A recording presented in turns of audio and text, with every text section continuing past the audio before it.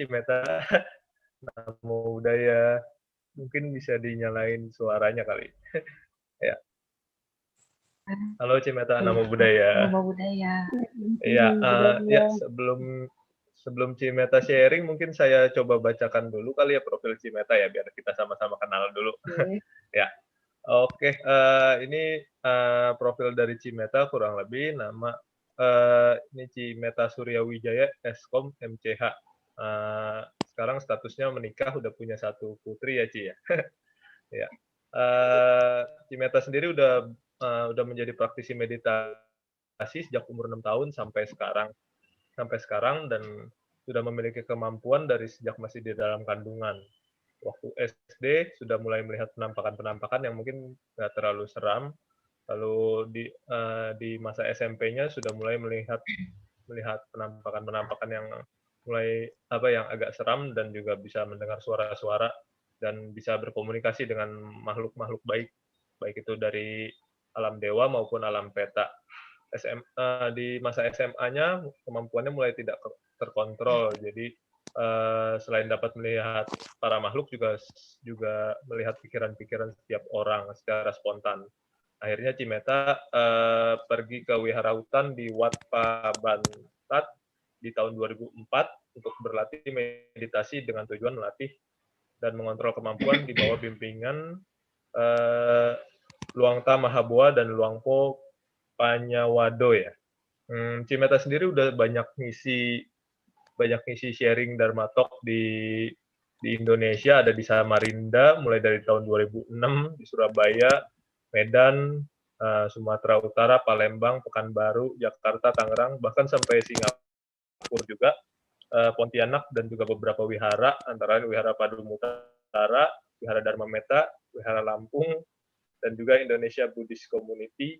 Dan hari ini kita akan berkesempatan memiliki karma baik untuk dengar sharing dari Cimeta. Mungkin Cimeta ada yang mau disampaikan dulu sebelum sharing? Nggak ada. Oke, kalau gitu teman-teman semua, ya sebelum kita diskusi, nanti Cimeta mau ada bawain materi dulu sebentar. Jadi setelah Cimeta membawakan sharingnya, baru kita akan buka sesi tanya jawab. Nanti mungkin akan saya pimpin untuk sesi tanya jawabnya selaku moderator. Itu aja Cimeta, silahkan untuk sharingnya bisa dimulai. Oke. Sebelumnya beranjali dulu ya. Oh iya. Namo tassa bhagavato arahato sama sambuddhassa. Namo tassa bhagavato arahato sama sambuddhassa. Namo tassa bhagavato arahato sama sambuddhassa. Mata yatani yang puta ayusa eka puta manurake ewam bisa babutesu mana sambawaye aparimana. Sebagaimana seorang ibu mempertaruhkan jiwa melindungi putra tunggalnya, demikianlah terhadap semua makhluk. Kembangkan pikiran cinta kasih tanpa batas. Oke, selamat siang semuanya. Sopi Hotu, Namo Buddhaya.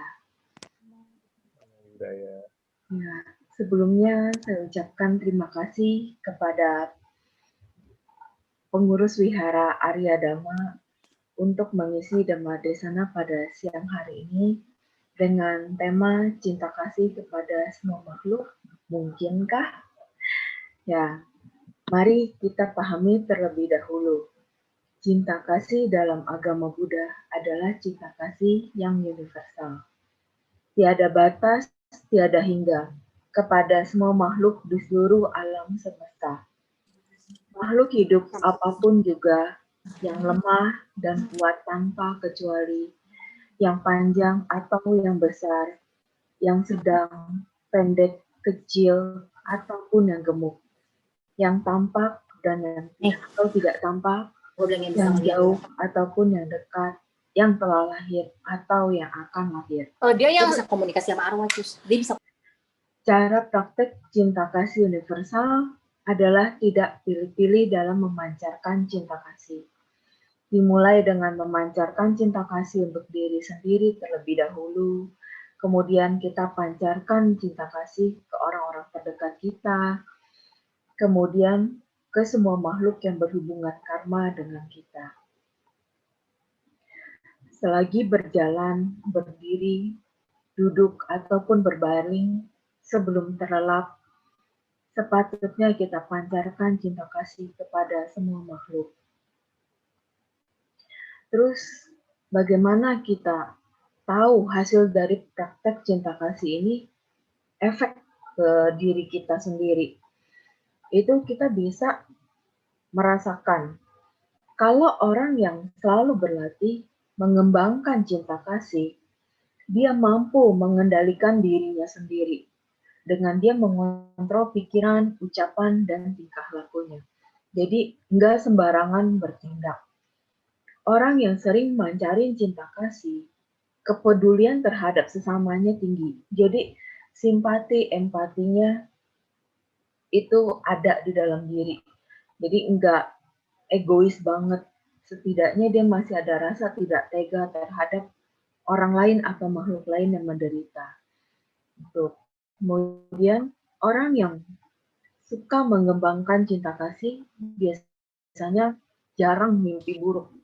Terus miliki wajahnya yang segar, batin yang tenang.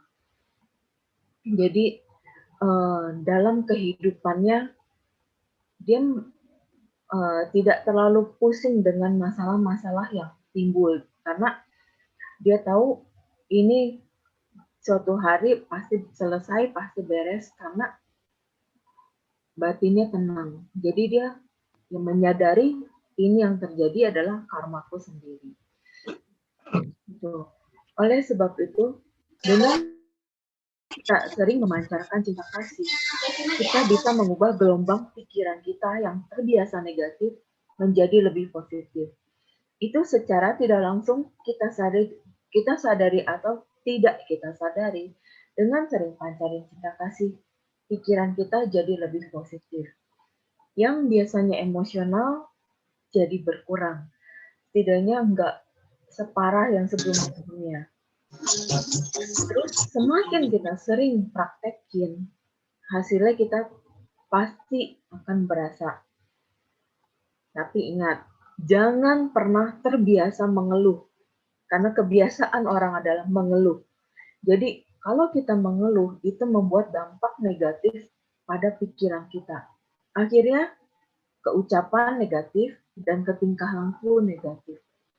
Dengan kita sering mikir, ucap, dan berbuat yang negatif, orang-orang sekitar kita menjauh. Dan juga kita ya hidupnya juga semakin menderita, bukan semakin bahagia. Jadi kita harus kembangkan pikiran cinta kasih itu mulai saat ini hingga selamanya. Tuh. Jadi kalau memang masih belum berasa, saya masih belum berasa apa-apa tuh, berarti praktek meditasinya, meditasi cinta kasihnya atau pancaran cinta kasih yang ada di dalam diri masih kurang. Masih harus terus dilatih dan dikembangkan terus-menerus. Dan juga orang yang sering mempraktekkan cinta kasih, itu sering disenangi oleh makhluk apapun. Bukan berarti makhluk halus jatuh cinta ya, itu beda. Karena pancaran cinta kasih yang kita berikan, itu mensuges pikiran kita menjadi lebih positif. Sehingga makhluk lain yang berniat mengganggu kita, jadi tidak mengganggu. Dan akhirnya kita sama mereka, makhluk lain itu lebih saling menghargai satu sama lain. Nah, ada beberapa contoh dari praktek yang saya praktekin sendiri. Itu salah satunya ketika saya masih di zaman kuliah. Saat sidang skripsi pertama saya pernah gagal karena dosen pengujinya menguji materi di luar dari materi yang saya buat dan juga dengan bentak-bentak seperti itu. Udah akhirnya saya gagal karena saya nggak mau gagal lagi. Malamnya sebelum besok sidang, saya meditasi dengan pancarin cinta kasihnya. Semoga seluruh dosen penguji saya berbahagia. Semoga seluruh dosen penguji saya berbahagia. Seperti itu terus, ya setidaknya sesuai dengan waktu. Saya meditasi yang biasanya ya bisa setengah sampai 1 jam. Tergantung masalah waktu dulu. Terus setelah itu, besoknya pada saat mau sidang, saat sedang menunggu giliran sidang, di situ pun saya pancarin cinta kasih kepada seluruh dosen pengujinya saya. Dan hingga waktunya tiba saya sidang, semua berjalan lancar. Dosen pengujinya nggak bentak-bentak, dia menguji sesuai materi, dan akhirnya ya semuanya sesuai dan selesai, akhirnya lulus. Itu yang salah satunya, itu terhadap manusia ke manusia. Tapi kalau yang terhadap makhluk lain, itu pun pernah saya praktekkan juga. Salah satunya ada makhluk yang memang ketika ketemu itu dia nggak ramah. Jadi pada saat bicara aja dia udah kayak nggak suka. Terus karena dia merasa keberadaan dia diketahui dan dikasih tahu kepada orang yang tinggal di rumah tersebut. Jadi pada saat itu saya coba pancarin cinta kasih agar dia berbahagia juga dikasih pengertian kalau kehidupan dia sebagai makhluk yang menderita apabila terus mengganggu, maka dia tidak akan pernah mendapatkan kebahagiaan. Maka dia tidak akan pernah terlahir di alam bahagia. Jadi dikasih pengertian, pancarin cinta kasih, diajak bicara baik-baik, makhluk itu mengerti. Sehingga akhirnya dia pergi dan tidak mengganggu lagi. Jadi ke makhluk halus pun kita bisa pancarin. Dan juga saya nggak lupa memancarkan cinta kasih kepada para dewa. Karena para dewa selalu mendapatkan doa-doa dari orang-orang yang terbiasa meminta. Dewa saya minta ini, saya minta itu. Mereka sudah cukup pusing dengan masalah-masalah manusia. Harusnya para dewa itu hanya menikmati kebahagiaan. Alam dewa itu alam yang penuh kebahagiaan. Jadi para dewa sudah selayaknya mereka menikmati karma baiknya, menikmati kebahagiaan hasil dari perbuatan mereka ketika mereka di manusia banyak berbuat baik. Jadi kita selayaknya sebagai manusia, kalau kita mau hidup bahagia, enggak banyak masalah, pancarin terus cinta kasih ke dalam diri kita. Pancarin cinta kasih ke orang-orang sekitar kita. Dan juga nggak lupa kita terus mengintrospeksi diri kita. Memperbaiki hal-hal yang tidak baik di dalam diri kita. Jadi kalau kita terus memancarkan cinta kasih ke diri kita atau ke orang lain, tetapi kita tidak memperbaiki diri kita dengan baik, percuma, sia-sia. Hasilnya sama aja. Jadi akhirnya merasa nggak efek tuh saya melakukan cinta kasih. Itu karena pancaran cinta kasihnya tidak dibarengi dengan introspeksi diri. Karena bagaimanapun kita pasti punya kesalahan. Bagaimanapun kita masih harus terus memperbaiki, mengupgrade diri kita untuk menjadi lebih baik. Jadi bukan cuma komputer, bukan cuma elektronik yang harus di-upgrade. Diri kita pun perlu di-upgrade. Di-upgrade-nya yaitu dengan terus memperbaiki perbuatan-perbuatan yang tidak baik, pikiran-pikiran yang tidak baik, ucapan-ucapan yang tidak baik. Kita harus terus upgrade, kita harus terus perbaiki. Kalau kita mau hidup kita menjadi lebih baik, karena efek dari cinta kasih dan introspeksi diri itu akan sangat bernilai dan berasa ketika kita menjalaninya semua dengan ikhlas, dengan ketulusan, dengan kita sadar, oh saya salah, saya harus perbaiki diri. Bukan mengembangkan egonya kita. Kita mau kembangkan ego sebesar apapun, kita tidak akan pernah merasakan kebahagiaan. Yang ada kita semakin menderita. Tuh. Terus juga kita sebagai manusia harus selalu sadar diri. Jadi apapun kesalahan apapun penderitaan yang kita alami, kita renungi, oh ini karena ulah saya sendiri, jadi saya harus perbaiki. Makanya saya mengalami seperti ini. Jadi perbaiki pelan-pelan, sadari, sampai suatu hari ya kita akan merasakan sendiri hasil dari perubahan diri kita, pancaran cinta kasih yang kita berikan, bukan cuma ke manusia, ke binatang, ke makhluk lain pun sama. Ketika kita merasakan lebih banyak yang kita terima, kebahagiaan dan nikmatnya hidup, terus kita juga rasakan bersyukur, ya sudah, terus lakukan, upgrade terus diri kita. Berarti itu udah banyak perbaikan-perbaikan yang kita lakukan. Jadi dengan kita melakukan itu ke diri kita secara tidak langsung, mensuges orang-orang sekitar kita menjadi lebih positif, menjadi lebih baik. Karena jangankan pikiran negatif, pikiran positif pun bisa mensuges orang-orang sekitar kita. Jadi marilah kita sama-sama terus mengupgrade diri kita, memperbaiki diri kita agar lebih baik. Memancarkan cinta kasih untuk diri sendiri, terutama setelah itu pancarkan ke orang-orang sekitar kita. Setelah orang-orang sekitar kita, keluarga terdekat kita, baru ke semua makhluk yang berhubungan karma dengan kita. Dari situ kita terus lakukan berulang setiap hari. Kalau memang misalkan saya nggak ada waktu untuk bermeditasi, misalkan seperti itu.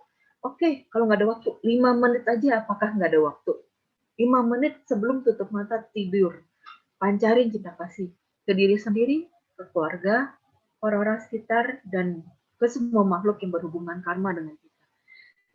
5 menit sebelum tidur, itu sangat, kalau untuk orang yang sulit waktunya, kemudian 5 menit bangun tidur, itu masa 5 menit aja nggak ada, 5 menit pasti bisa.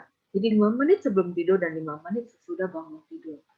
Jadi apapun alasannya, sesibuk apapun, coba pancarkan cinta kasih. Di sela-sela kerjaan pun, walaupun misalkan ada jeda nih, kita lagi kerja, terus misalkan ada bos panggil meeting, yuk kita meeting nanti jam sekian. Oh masih ada jeda nih, meditasi dulu. Kalau ada kesempatan, pancarin cinta kasih ke diri sendiri, ke orang-orang sekitar. Jadi biar ada dampak positif. Jadi pada saat meeting pun tidak ada yang saling marah-marah, saling bentak-bentak. Jadi bicara baik-baik tetap akan menghasilkan solusi. Karena memecahkan masalah tidak dulu dengan emosi. Cukup dengan bicara baik-baik, dikasih pengertian, itu pun bisa memecahkan emosi. Memecahkan masalah. Jadi dengan kita introspeksi diri, mancarin cinta kasih, secara tidak langsung semuanya menjadi lebih baik. Oke, terakhir, dengan menyadari bahwa tubuh ini rapuh bagaikan tempayan, maka hendaknya seseorang memperkokoh pikirannya bagai benteng kota dan menyerang marah dengan senjata kebijaksanaan. Demikian sharing Dhamma saya yang saya sampaikan ini. Selanjutnya saya serahkan kepada moderator. Terima kasih. Oke, thank you Ci untuk sharingnya. Mungkin ada yang mau bertanya. Kita buka pertanyaan untuk jadi untuk pertanyaan kita buka 5 pertanyaan dulu dari umat Wihara Arya Dharma, lalu selanjutnya baru kita akan buka untuk umum ya. Jadi untuk umat Wihara Arya Dharma apakah ada yang ingin bertanya? Ya, Vincent, silakan. Ya. Cimeta, saya Kim Chiang ingin bertanya, mungkin ada 2 pertanyaan kali ya. Yang pertama, sebagai umat Buddha kita sering mengucapkan semoga semua makhluk hidup berbahagia. Apakah itu salah satu bentuk memancarkan cinta kasih kepada semua makhluk? Dan apakah itu kita kan nggak tahu, kita mungkin nggak punya penglihatan yang seperti Cimeta miliki. Apakah itu berguna untuk makhluk-makhluk yang ada di sekitar kita? Itu pertanyaan yang pertama. Pertanyaan yang kedua, mungkin ini istri saya yang di belakang saya ini, itu kadang-kadang kalau di satu tempat itu suka merasa mual, pusing, dan lain sebagainya. Kalau tanya ke teman yang memang punya sensitivitas, teman itu bilang bahwa oh di tempat itu memang banyak makhluk-makhluk yang seperti itu. Nah, apakah hal ini bisa dihilangkan atau diatasi dengan cara yang seperti apa? Karena kan kadang-kadang suka menyiksa juga ya kalau kita ke tempat-tempat tertentu, tahu-tahu mual, pusing gitu. Padahal kita ingin menikmati suasana di tempat itu, padahal ya seperti itu. Gitu. Mungkin itu pertanyaan dari saya. Terima kasih. Ya, terima kasih. Ya, untuk pertanyaan pertama, pancaran yang semoga semua makhluk berbahagia itu ngefek untuk siapapun. Jadi nggak harus orang itu punya kemampuan. Jadi orang normal, orang biasa pun dengan memancarkan cinta kasih kita fokus, itu bisa. Jadi nggak harus orang itu memiliki kemampuan. Itu untuk pertanyaan yang kedua. Nah, kalau untuk si Cici suka mual kalau ke tempat-tempat yang ada makhluk-makhluknya, itu bisa Cici dalam hati pancarin semoga saya bahagia untuk menguatkan dirinya dulu. Terus kemudian di dalam hati bisa bilang kepada semua makhluk yang ada di sekitar sini, dimohon untuk tidak mengganggu. Karena saya dan keluarga saya ini datang ke sini untuk berkunjung, untuk berekreasi, tidak mengganggu. Kita tahu sama tahu, tapi tidak saling mengganggu. Kalau memang ada pesan yang ingin disampaikan, bisikin aja gitu. Kalau memang nggak ada, ya sudah, kita tidak saling mengganggu. Gitu, dikasih pengertian aja kok. Karena makhluk gitu kita bisa kasih pengertian pelan-pelan.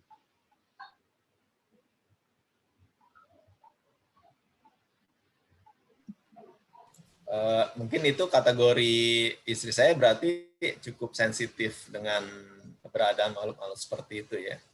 Iya. Baik kalau gitu. Terima kasih, Ci. Iya.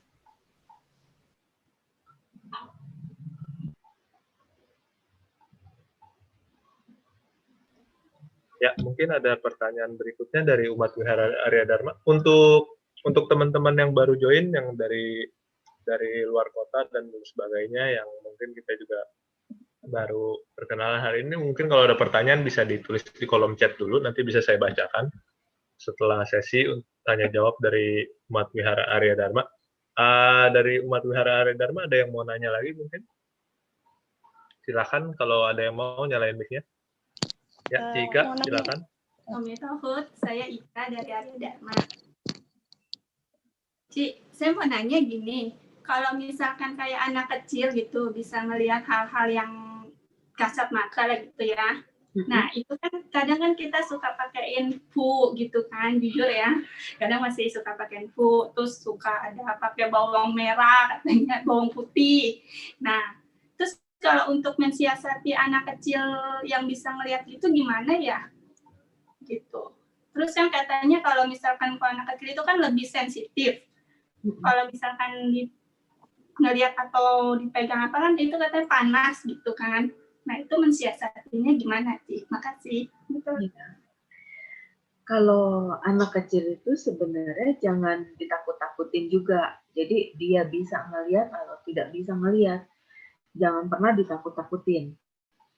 Jadi kalau suka ditakut-takutin, misalkan dia udah ngelihat nih, Mama itu ada ini, ada hantu atau ada orang. Nah, orang tua aja jangan makin nakut-nakut, nahlu, jangan begitu. Jadi ketika anaknya ngelihat dan dia ketakutan, jadi tenangin dia untuk pertama. Udah tenang, nggak apa-apa. Dia nggak ganggu, dia cuma lihat aja. Jadi dikasih pengertian, nggak apa-apa, nanti juga dia pergi. Nanti jadi ditimbul di anak ini, jadi lebih berani. Gitu. Nah, kalau memang misalkan lagi sakit, demam, terus jadinya demamnya nggak kunjung sembuh nih, padahal udah ada ke dokter, kata dokter udah nggak apa-apa. Karena ada makhluk halus yang suka nempelin, itu bisa dikondisiin bacain parita. Jadi anaknya kalau masih kecil bisa sampai digendong, terus bacain parita. Setelah itu, kalau ada air parita, kasih air paritanya di botol susunya yang bisa dia minum, atau kalau dia udah bisa minum di botol atau di gelas, kasih minum, terus sedikit dituang, ditaruh di ubun-ubunnya di situ. Terus habis itu diomongin ke makhluknya, kamu kalau mau lihat dari jauh, nggak boleh deket-deket gitu. Tolonglah jangan deket-deket. Kalau kamu sayang, tetap dari jauh aja. Karena anak saya mau sehat lagi, mau ceria lagi. Gitu. Dikasih pengertian, jangan diusir ngamuk-ngamuk kitanya, percuma. Yang ada dianya malah makin nantangin, mengganggu anak kita, jadinya tidur terus. Jadi diomongin pelan-pelan gitu.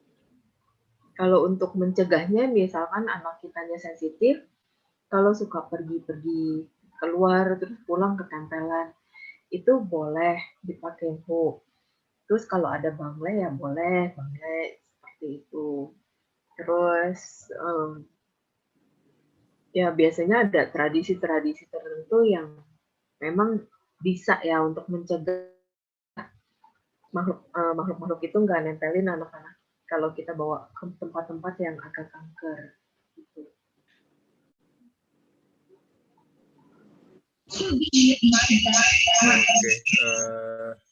Oke, Ika mungkin ada tanggapan dari jawabannya? Oke sih, makasih Ci. Ya, oke. Dari Arya Dharma, apakah ada pertanyaan lagi? Mungkin dari ibu-ibu? Silahkan dinyalain aja mic-nya.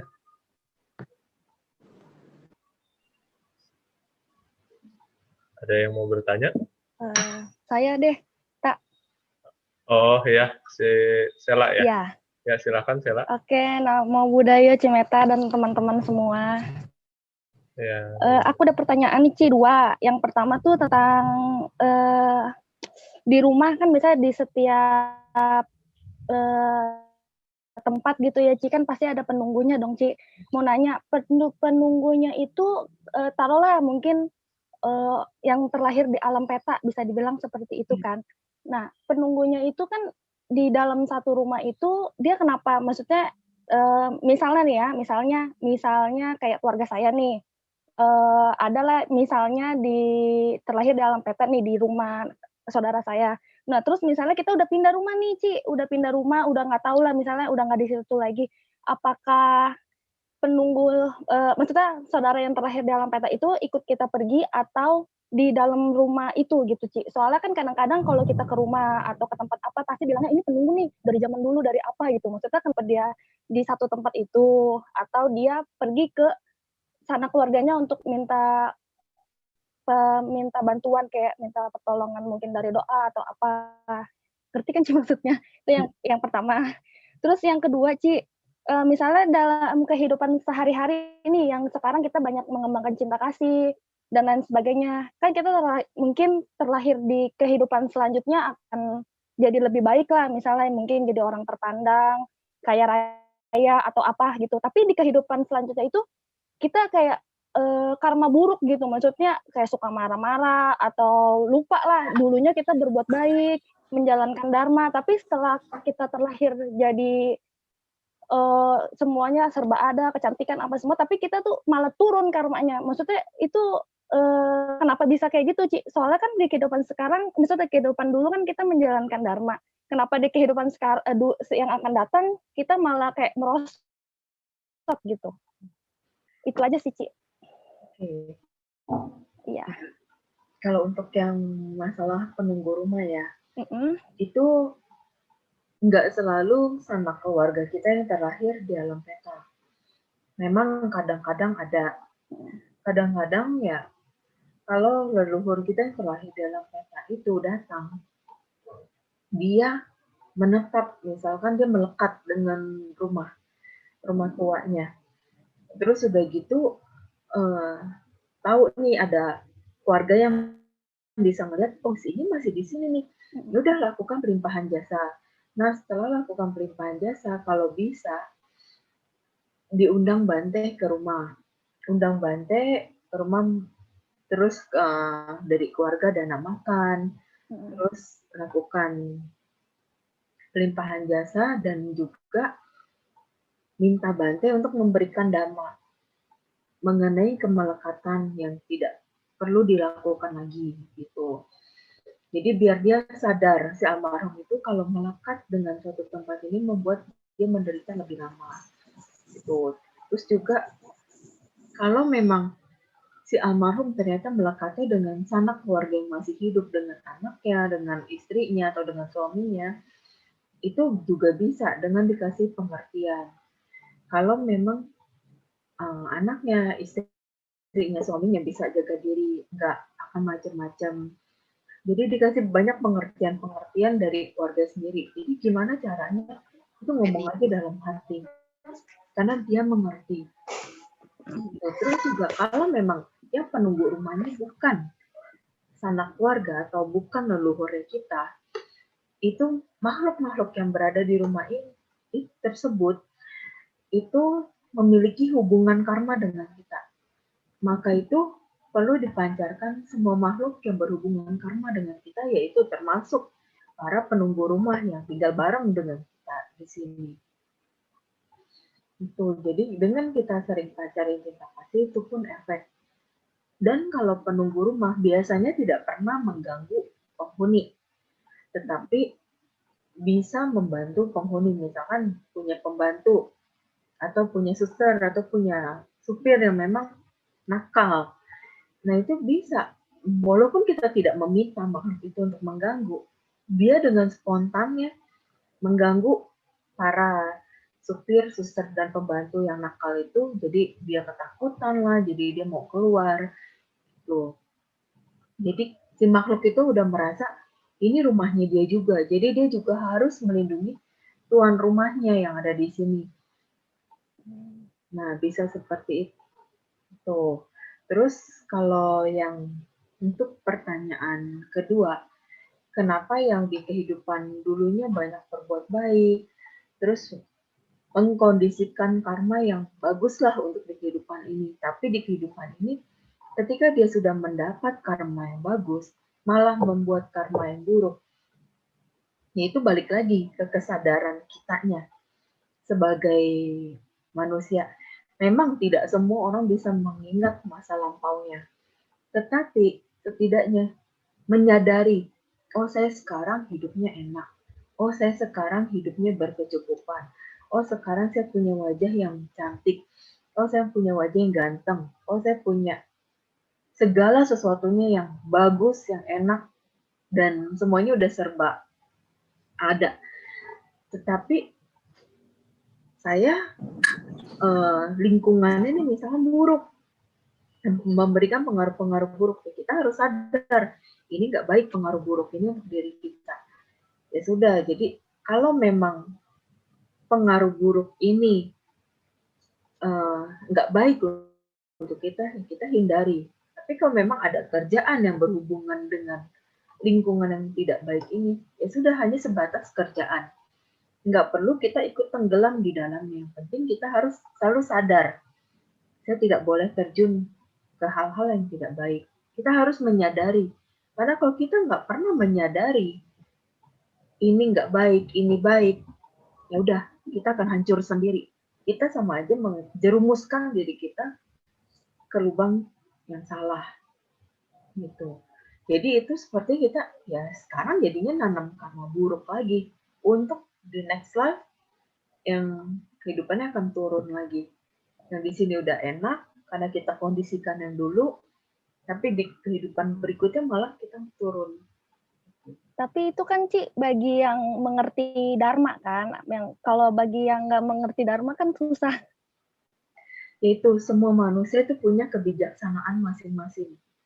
Bagaimana dia mempraktekkan hidupnya waktu waktu dulu dia mengenal Dhamma gitu. Ketika dulu dia mungkin kenal, terus dia mempraktekkan, meningkatkan kebijaksanaan. Tentunya di kehidupan sekarang kebijaksanaan masih terus terbawa.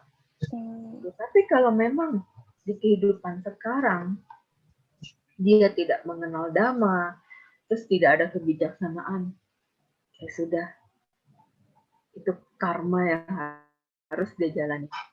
Tapi kalau dia udah dapat teguran-teguran dari orang-orang sekitarnya, kamu begini harus perbaikin ya, kamu kok begitu harus begini-gini. Setidaknya udah ada signal-signal teguran, coba direnungi.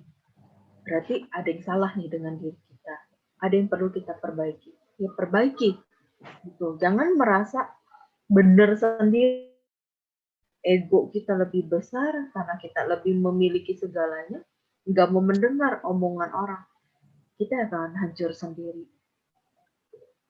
Gitu. Jadi semua balik lagi ke diri kitanya. Kita mau merenung apa enggak? Karena dengan kita merenung, kita tahu kok kesalahannya kita. Kita tahu apa yang perlu kita perbaiki. Itu kalau kita mau merenung. Kalau kita nggak mau merenung, kita mengembangkan egonya kita. 662042. Nggak akan pernah ada perbaikan dalam kualitas hidup kita. Mau hari tua maupun ke depan. Oke deh, Ci, makasih ya. Ya, sama-sama. Oke, mungkin kita ada satu pertanyaan lagi kali ya dari Arya Dharma sebelum kita bacain pertanyaan dari chat dari teman-teman semua. Mungkin tadi ada Ci Rikuan ya kayaknya mau nanya ya. Silakan ditanyain aja.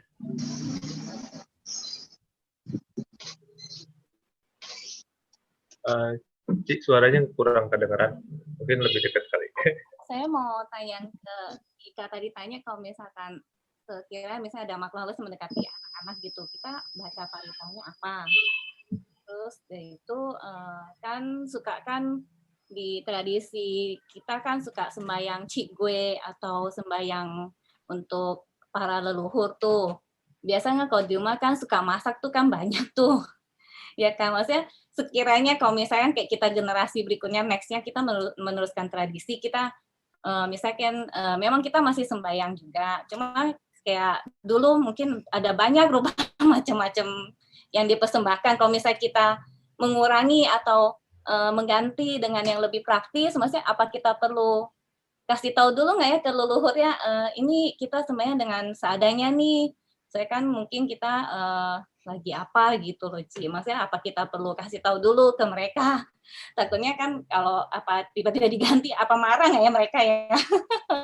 Kan saya kan pasti kan kalau pas lagi sembahyang kan sehari sebelumnya kan kayak mama mertua kan suka mengundang dulu kan, nanti besok mau sembahyang nih.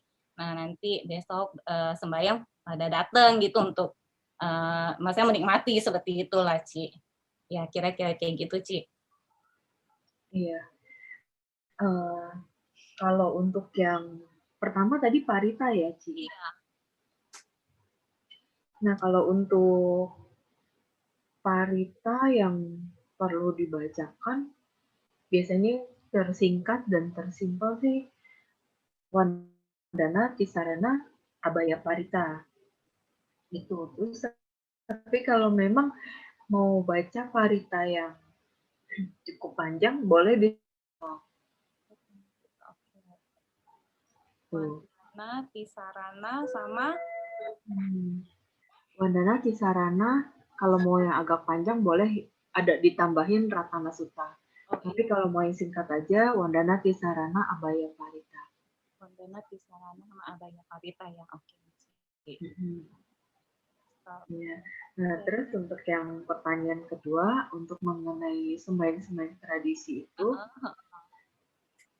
sebenarnya sih kalau para leluhur kita terlahir di alam peta, terutama peta kelaparan, itu memang membutuhkan makanan. Tetapi tidak semua leluhur kita terlahir di alam peta kelaparan. Ada peta yang hanya membutuhkan doa-doa dan jasa kebajikan dari kitanya.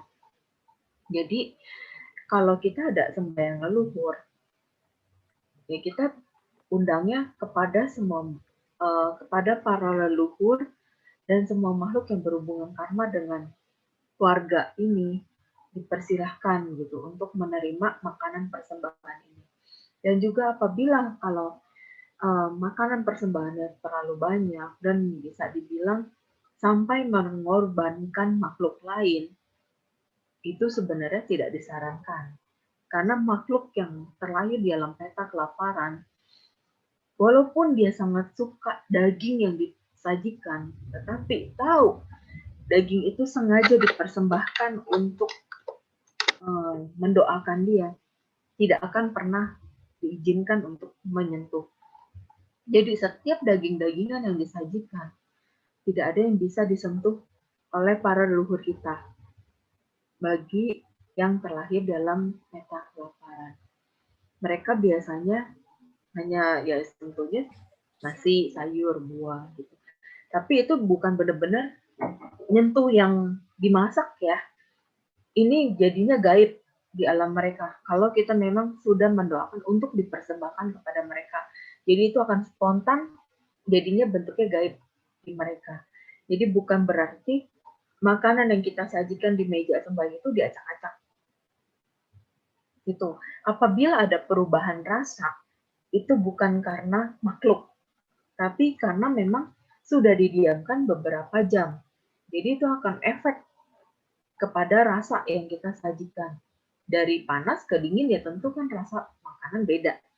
Gitu. Terus sudah gitu, kalau suatu hari misalkan keturunannya sudah tidak ikuti sembahyang tradisi segala macam, terus apabila ada masalah ekonomi, ya cukup boleh disajikannya buah aja gitu, atau mau nasi, sayur, terus sama beberapa makanan kesukaannya vegetarian, sekedar simbol penghormatan, nggak masalah gitu. Karena kalau untuk sembahyang-sembahyang tradisi itu, kalau ke anak cucu memang agak sulit, tapi harus dikasih pengertian. Kita tetap harus ada menghormati tradisi yang ada. Kita tetap harus ada simbol-simbol yang masih harus kita ikuti, walau sekedar penghormatan. Gitu ya, Ci ya. Berarti kita nggak perlu kasih tahu ini ada yang dikurangin, apa kita bikin secara lebih praktis lagi untuk misalnya untuk berikutnya atau apa gimana? Coba kasih pengertian dulu. Kalau memang nggak bisa melekat tradisi yang dulunya terlalu kuat, ya udah biarin. Karena namanya orang tua, kalau kita langsung cut atau kurangin, itu dia jadi kesel, jadi marah, akhirnya sakit. Itu akan beresiko. Jadi ya selama dia mau melakukan itu, ya kita kasih gitu. Tapi kalau bisa jangan dilakukan pembunuhan. Jadi suruh beli yang udah pada mati aja ya binatangnya. Oh iya, seperti itu. Mau lagi sedikit penjelasannya. Oke. Kak, saya mau tanya boleh? Oh iya, boleh kok, silakan. Di sini kita bakal bacain banyak pertanyaan dari chat. Selamat siang Cimeta dan juga salam dalam Namo Buddhaya juga semuanya yang ikut online pada hari ini. Selamat siang, Namo Buddhaya. Karena keterbatasan waktu sebenarnya mungkin banyak yang mau bertanya-tanya ya dengan kesempatan yang luar biasa hari ini dengan Cimeta ini. Sebenarnya kesempatan baik sekali nih, karena baik buat kita semua. Saya singkat aja, tadi kan tentang pesan Cioko tadi, si Ridwan kalau nggak salah ya. Kalau kita misalnya kita nyediain makanan, kalau suatu makanan kalau kita tidak suruh makan oleh makhluk tertentu atau makhluk peta, apakah dia akan bisa makan? Misalnya kita masak nih di rumah, apakah ada makhluk ada makhluk halus yang suka makan sendiri tanpa disuruh gitu? Apa dia selalu harus diperintah baru bisa makan makanan yang kita berikan gitu? Apakah misalnya kita taruh makanan ini untuk sembahyang misalnya untuk leluhur kita, tapi yang datang yang lain itu, apakah bisa terjadi seperti itu? Kedua, misalnya kalau kita kan lihat kita beralih ke masa tradisi sedikit ya. kadang-kadang kalau kita sembahyang, kadang-kadang ada yang suka membakar kertas dan sebagainya. Sekarang apa manfaat dari kita mengirimkan kertas-kertas sembahyang, misalnya rumah-rumahan dan sebagainya, dan uang-uang itu benar-benar itu terjadi di alam tersebut. Apakah memang ada semacam kesibukan-kesibukan seperti di manusia, ada jual beli, ada pasar dan sebagainya. Itu saja karena waktunya terbatas, sebenarnya banyak hal yang kami belum tahu, yang ingin saya tahu ya, tapi karena keterbatasan waktu ini. Terima kasih. Namo Buddhaya. Ya, untuk yang pertanyaan pertama tadi itu harus kita bilang. Jadi kita bilang kita harus persembahkan dulu. Jadi kalau pada saat kita sajikan, terus kita bilang kepada semua makhluk atau semoga kepada para leluhur yang berada di sini atau kepada para leluhur keluarga ini, sebutin marga boleh, atau para leluhur, saya dimohon kepada para leluhur saya semoga menerima dan bisa menikmati makanan yang sudah saya persembahkan ini. Jadi kalau kita tidak ada mengucapkan saya mempersembahkan makanan ini, ya dia tidak akan sentuh apapun. Jadi kalau kita ngomong saya persembahkan makanan ini untuk para leluhur atau untuk sanak keluarga atau untuk semua makhluk yang berhubungan karma, itu baru mereka yang menyentuh. Tapi kalau kita hanya pai-pai tapi nggak bilang apa-apa, taruh aja terus ada makanan, mereka hanya diem. Gitu. Begitu pula kita di meja makan nih, istri om udah masak di meja makan untuk makan bareng keluarga. Tapi tidak ada persembahan apapun untuk makhluk gitu, walaupun ada makhluk di sekitar situ, mereka tidak akan sentuh. Jadi ya udah, itu tetap masih utuh, tidak ada apa-apa. Kecuali memang dalam hati ada bilang, ya nanti kita makan-makan, terus juga saya mengundang para leluhur saya untuk makan bareng gitu. Nah, itu baru ada leluhur yang datang kalau memang dia kelaparan ya, dia akan ikut menikmati. Tapi kalau tidak di kelaparan ya dia tidak menikmati. Gitu. Karena kalau yang bukan di alam peta kelaparan, hanya membutuhkan jasa kebajikan yang kita lakukan, dia tidak akan pernah merasakan lapar. Begitu juga yang leluhur kita di alam dewa, tidak pernah merasakan kelaparan. Gitu. Yang bisa merasakan lapar dan haus hanya di peta kelaparan, di Paradatu Pajiwika. Nah, terus untuk yang pertanyaan kedua, untuk persembahan uang-uangan itu benar tidak jadi apa-apa di sana. Itu hanya sugesti pikirannya kita, dan juga itu hanya tradisi. Jadi kita lakukan itu untuk menghormati tradisi. Karena kalau di alam peta, seperti di dalam Tirakudha Sutta, tidak ada perdagangan, tidak ada jual beli, tidak ada pertukaran emas dan perak.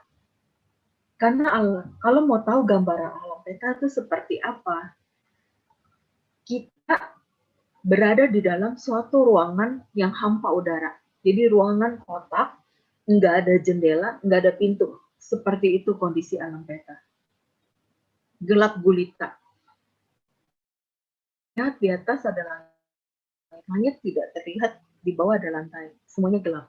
Di sekitar kita gelap. Itu gambaran alam peta. Jadi tidak ada perdagangan, tidak ada jual beli apapun. Terus juga untuk dalam dewa tidak ada seperti itu. Dalam dewa lebih menikmati kebahagiaan, dan apabila dia mau makan, ya cukup dengan pikiran. Apapun yang dia ingin nikmati, semua sudah ada. Gitu.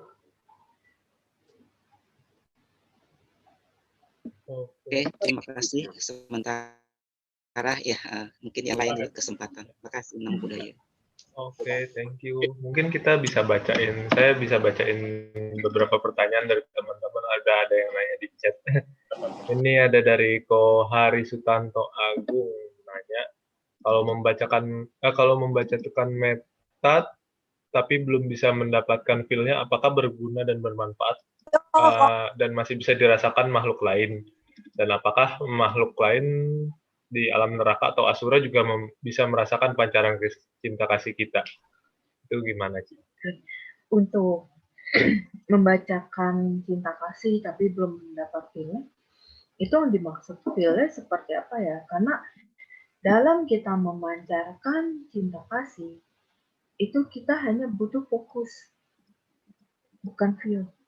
Gitu, kita fokus dengan kata-kata pancaran cinta kasih. Semoga saya berbahagia. Semoga semua makhluk berbahagia. Itu fokus. Beda dengan feeling. Tuh. Terus kalau untuk makhluk yang di alam neraka atau asura merasakan pancaran cinta kasih, kalau neraka saya nggak tahu ya, karena saya belum pernah edukasi kok. Karena memang kalau untuk neraka harus orang yang sudah ada pencapaian kesucian. Tapi kalau asura, saya sudah pernah memancarkan cinta kasih dan mereka menerima. Jadi mereka nggak datang, nggak pernah marah-marah, ngomong baik-baik, apa maunya setelah itu ya pergi. Oke, kalau gitu mungkin sudah cukup menjawab. Kita balik lagi ke pertanyaan. Tadi ada Ci Elis yang mau nanya. Ci Elis, silakan Ci Elis. Oh iya. Siang Cimeta, Namo Buddhaya. Siang Namo Buddhaya. Iya. Saya mau tanya.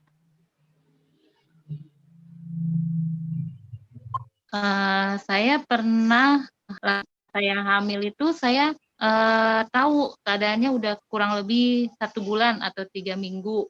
Lalu setelah itu karena saya masih umur 2 tahun, terus tidak ada yang jaga, akhirnya saya ke dokter untuk tidak dipiara, maksudnya tidak untuk melahirkan, dibuang istilahnya ya, disedot gitu loh. Nah, setelah itu tiba-tiba 2 tahun yang lalu atau 1 tahun yang lalu saya sakit.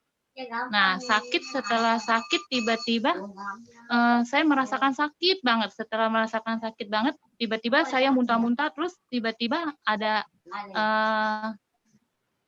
adik saya yang biasa bisa kemasukan gitu, dia dimasukin gitu. Terus dia nangis-nangis, terus dia bilang, Mama, aku nggak pernah disayang Mama gitu. Mama nggak pernah ingat aku. Mama cuma ingetnya sama Koko doang. Apa-apa Koko, kata dia gitu. Aku kan ada, Ma, kata dia. Aku butuh disayang Mama, butuh disayang Papa, kata dia gitu. Terus dia merangkak lagi nih ke suami aku gitu loh. Terus, Papa ini aku, kata dia. Terus ya udah maunya apa gitu. Enggak, aku nggak mau apa-apa, kata dia. Aku hanya mau kasih tahu aja bahwa aku itu nggak pernah diingat, nggak pernah tahu mama papa itu ada, kata dia gitu. Nah, yang aku tanyakan, apakah itu benar ada di alam sana gitu loh. Terus yang kedua, bagaimana caranya supaya kalau memang itu benar ada, supaya anak aku itu di alam sana bahagia atau maksudnya tidak menderita, karena dia bilang aku sempat berapa lama nggak pakai baju, kata dia gitu loh, seperti itu gitu. Nah, aku mau tanya itu benar nggak ya, atau hanya istilahnya arwah yang nggak baik yang memasuki atau bagaimana gitu loh, si Meta. Di sini saya jawab secara umum, nggak jawab pertanyaan pribadi. Jadi saya jawab secara umum. Biasanya kalau kalau anak yang digugurin seperti itu, perlu kita pelimpahan jasa. Gitu. Terus juga memang bagaimanapun mau keguguran atau digugurin, tetap anak-anak itu perlu pengakuan. Jadi ketika misalkan yang hidupnya ada 2, terus yang digugurin atau keguguran ada 3 atau ada 1, jadi diakuin. Kalau orang tanya anaknya berapa, oh anaknya misalkan 4, tapi 2 meninggal keguguran gitu. Jadi dikasih pengertian. Jadi kalau orang ini juga dikasih tahunya anaknya ya sesuai dengan jumlah yang pernah dulu dikandung, walaupun tidak jadi. Tetap dihitung dan ya kalau bisa, kalau pada saat kandungannya cukup besar, juga dikasih nama. Jadi bisa melakukan pelimpahan jasa, disebut namanya si ini. Jadi tepat langsung ke si anak. Jadi dia bisa reinkarnasi atau terlahir lagi masuk ke rahim mama yang baru. Gitu. Karena ada memang anak yang karena dulunya ada ikatan karma dengan kita dan mau lahir jadi anak kita, terus ternyata kita gugurin, dia terus ngikutin kita. Tapi kalau memang pada saat dulunya ada ikatan karma dengan kita, terus keguguran, itu berarti kan ada ketidakcocokan karma di antara kita dengan si anak. Di situ kita tetap lakukan pelimpahan jasa, tapi dia bisa cepat lahir lagi ke rahim orang lain. Tapi kalau memang keikatan dengan kitanya itu kuat, nah anak itu terus ngikutin.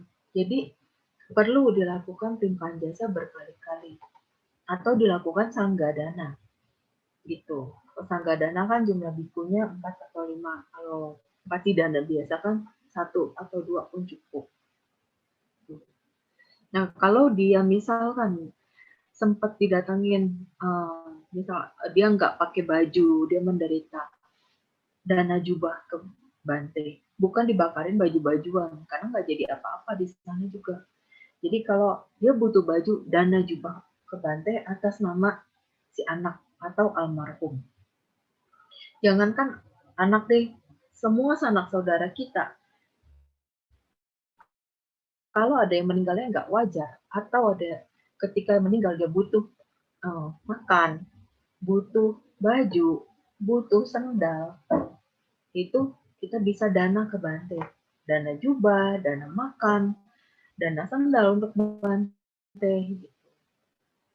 Karena selama ini kan juga nggak pernah ada makhluk halus leluhur kita datang minta handphone karena mau telepon, kan nggak mungkin gitu. Jadi selama ini yang sering terjadi yang saya amatin itu dia kebiasaan dia makhluk-makhluk yang terlahir di peta minta makan, kedinginan karena nggak ada pakaian, nggak ada alas kaki. Itu yang lebih sering terjadi. Oh, iya. Makasih Cimeta. Ya. Oke, thank you Cimeta. Kita balik lagi ke pertanyaan di chat kali ya. Di chat ada pertanyaan dari Dewi. Ada Dewi, nama budaya. Saya belakangan belajar baca parita. Nah, sejak itu sering mimpi seperti kerabat yang sudah meninggal datang, bahkan hewan peliharaan yang sudah meninggal. Saya bacakan parita untuk yang dimimpi, tapi kadang esoknya ada lagi yang muncul. Ini kenapa ya? Apa yang sebaiknya dilakukan? Ya, kalau seperti itu berarti dia masih terus minta pelimpahan jasa. Karena kalau pelimpahan jasanya udah cukup, dia nggak akan pernah muncul lagi.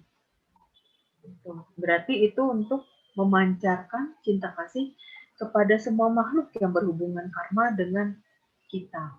Karena itu kan masuknya kerabat dan hewan peliharaan ya. Oke, kalau gitu kita baca satu pertanyaan lagi dulu kali ya untuk dari chat sebelum balik lagi. Cimeta mohon izin bertanya dari Indah Budiman SE. Bagaimana cara memancarkan kebahagiaan ke semua makhluk? Langkah konkretnya gimana? Sama bagaimana cara mengatasi orang yang merasa hidupnya menderita terus? Terima kasih. Oke, kalau untuk memancarkan kebahagiaan ke semua makhluk, itu pertama-tama ya yang tersimpel kita lakukan semoga semua makhluk berbahagia. Itu dilakukan terus. Tetapi jangan lupa kita juga perlu pancarin untuk diri kita sendiri. Karena apa? Kalau kita terus memancarkan cinta kasih untuk semua makhluk, ya semua makhluk memang baik sama kita, tapi kita menderita sendiri. Jadi nanti bisa ada pembicaraan. Oh, dia mancarin cinta kasih untuk semua makhluk. tetapi lihat tuh, dirinya menderita. Berarti dia tidak bahagia. Bagaimana dia bisa bahagia makhluk lain? Akan timbul pertanyaan yang aneh-aneh dari orang lain. Jadi sebelum kita membahagiakan orang lain, bahagiakan diri kita dulu. Jadi pancarkan ke diri sendiri, semoga saya berbahagia, kemudian semoga semua makhluk berbahagia. Cukup dengan itu kalau untuk memancarkan dengan meditasi. Tapi kalau mau benar-benar kita langkah nyatanya, itu seperti ketika kita berbagi kepada sesama. Jadi ketika kita ajak teman-teman, yuk kita sos kemana, entah mau baginya sembako, entah mau baginya makanan kotak, atau apapun, obat-obatan pun boleh. Jadi lakukan bersama, ikut merasakan ketika kita memberi kepada yang membutuhkan, dia akan berbahagia. Kita pasti ikut merasakan kebahagiaan. Itu bukti nyata yang ketika kita memberi, kita merasakan kebahagiaan yang luar biasa, dia juga bahagia. Itu berarti nyampe. Terus kalau untuk mengatasi orang yang merasa hidupnya menderita terus, orang yang menderita terus perlu introspeksi diri. Itu balik ke introspeksi. Jadi ketika dia merasa menderita, dia introspeksi apa yang membuat dirinya menderita. Kalau dia bilang, ya saya nggak bahagia, saya begini, banyak mengeluhnya. Kurangi mengeluh, renungi ke dalam diri. Saya harus perbaiki diri nih. Dari apa dulu yang mau diperbaiki? Dari ego kah? Dari emosional kah? Dari keinginan yang banyak kah? Pilih salah satu apa yang mau kita kurangi, perbaiki sedikit demi sedikit. Kemudian di kitanya juga sambil pancarin terus. Semoga saya berbahagia, semoga saya berbahagia. Gitu. Jadi secara tidak langsung kita memberi sugesti ke diri kita sendiri, memberikan semangat ke diri kita sendiri, dan kitanya juga ada introspeksi, pasti akan ada perubahan. Dari yang dirinya merasa menderita dan sangat-sangat menderita, bisa menjadi lebih baik. Ditambah pola pikir. Ingat, kalau kita selalu bilang, saya susah, hidup kita selamanya akan susah. Kalau kita selalu bilang, aduh, saya nggak ada duit nih, saya begini. Beneran, itu akan terjadi sampai kita tua, mohon maaf, sampai kita meninggal pun, kita hidupnya beneran. Kita bilang nggak ada duit, itu akan nggak ada duit terus. Jadi dengan kita mau melakukan kebajikan, kita terus memperbaiki pola hidup, kualitas hidup kita, kualitas diri kita, itu pasti akan jadi lebih baik. Ditambah pola pikir. Jadi ketika kita disuruh nih sama teman atau saudara, ayolah berbuat baik biar hidup kamu jadi lebih enak. Walaupun kalau kita punya uang 10.000, ya udah coba kita bisa kali 500 atau 1.000 perak aja kita berdana. Walaupun nggak harus ke orang yang kayak Bante atau kasih makanan ke pemulung. Kalau kita nggak ada kemampuan, misalnya belum ada keinginan untuk memberi seperti itu, oke, kita bisa dana 500 perak dulu. Bisa ke tukang ngamen, bisa ke pengemis jalanan. Yang penting ada keikhlasan. Di situ akan timbul suatu karma baik. Walaupun kecil, tapi nilainya akan menjadi besar kalau ada keikhlasan di dalamnya. Terus lakukan dan jadikan kebiasaan itu sedikit demi sedikit. Jadi ditekatin, saya setiap hari saya harus berdana 500 perak, 500 perak, 1.000 perak. Kalau misalkan ada pemasukan tiba-tiba lebih, kalau sehari ini saya bisa dapat 50.000 nih, lumayan bisa makan agak enakan dikit. Ya udah kalau bisa dapat 50.000, ikhlasnya misalkan 5.000, udah saya dana 5.000 deh. Terserah mau ke mana 5.000 itu. Nanti setelah itu ada ternyata bagus lagi, dapat pemasukan lebih besar lagi, danain lagi terus.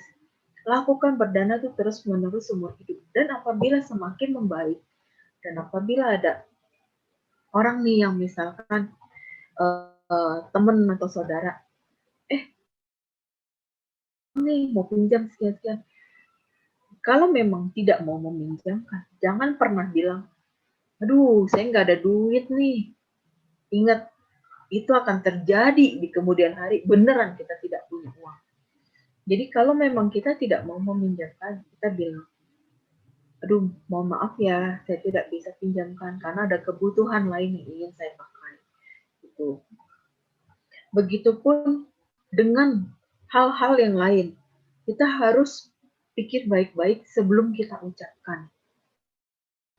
Jangan sembarangan berucap. Itu akan menimbulkan efek karma lagi untuk next life. Oke, thank you, Ci. Mungkin ada pertanyaan tadi, Ko Ali mau nanya, silakan Ko Ali. Bisa dinyalain mic-nya. Oke, selamat siang Ci Meta, Namo Buddhaya. Saya dari Wihara Arya Dharma. Saya ada beberapa pertanyaan.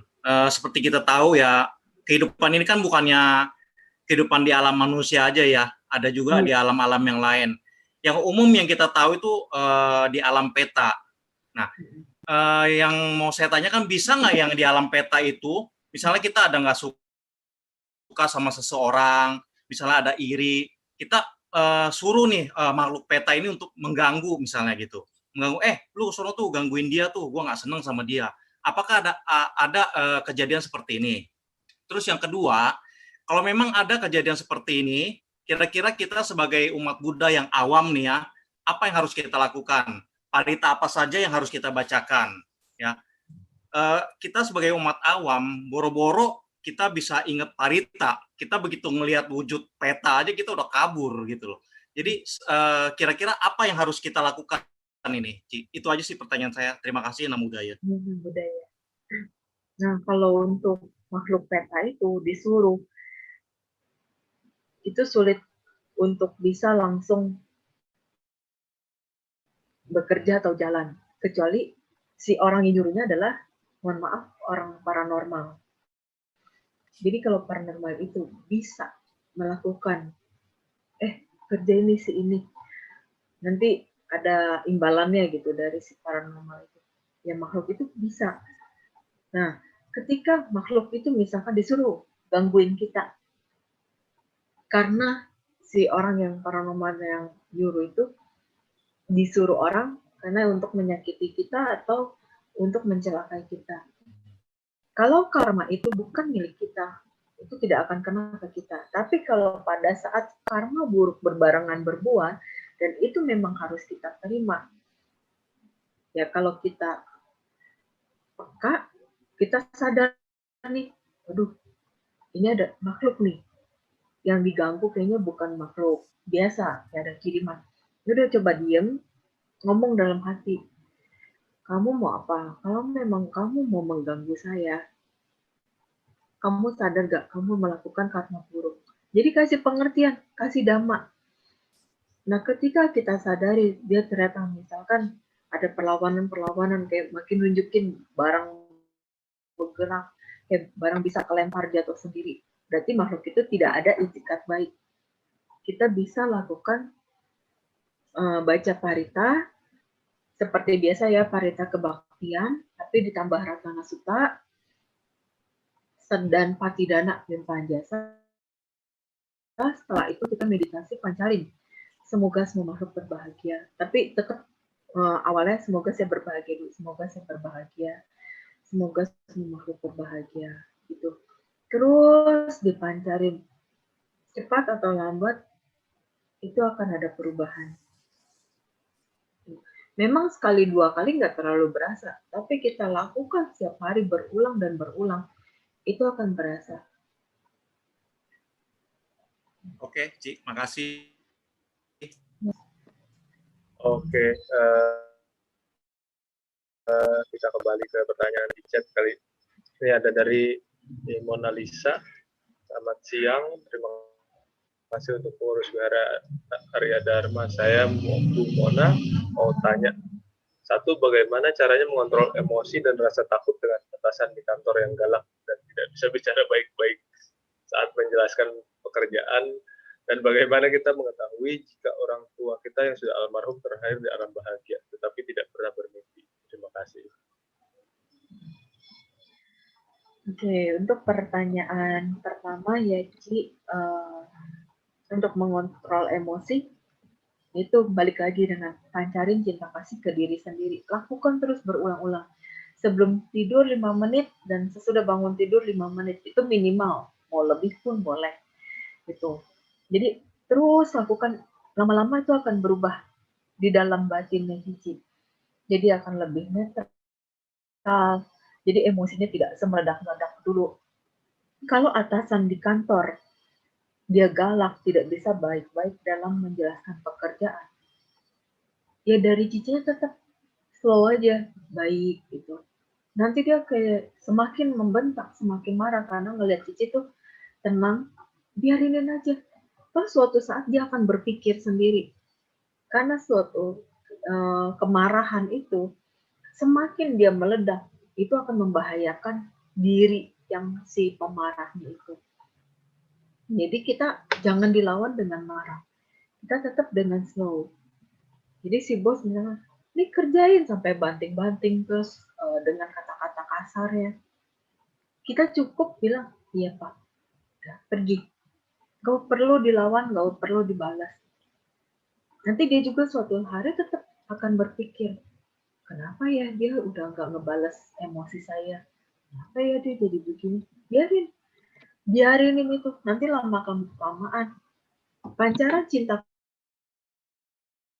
kasih yang sering kita pancarin ke diri kita secara tidak langsung seperti mensuges dia. Akhirnya dia lama-lama turunin emosionalnya dari yang level 10 jadi level 9, 8, 7 bertahap.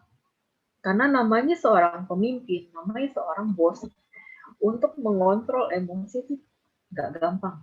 Karena selain dia gengsi, juga banyak tekanan-tekanan di dalam, bisa rumah tangganya, bisa di luar kantornya, ada banyak hal gitu. Jadi ya setidaknya kita saling ada pengertian. Kalau memang dia tidak ada pengertian, ya udah kita aja pengertian. Yang penting kita tidak membuat karma buruk yang baru.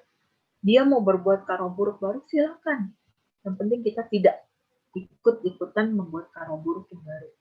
Kalau kita dirasa, aduh nggak sanggup deh dengan bos begini, saya mau pilih keluar aja, mau pindah aja cari kerjaan baru, ya silahkan.